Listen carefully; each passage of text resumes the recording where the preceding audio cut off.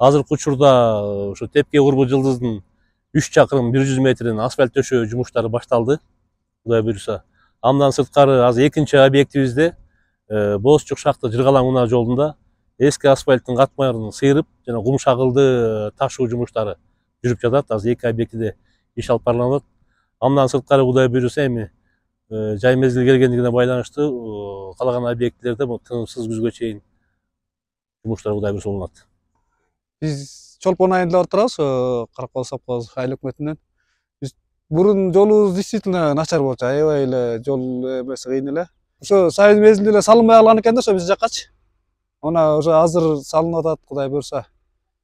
Жакшы эми. Бизге мына машинелерибизге да жакшы болуп атат.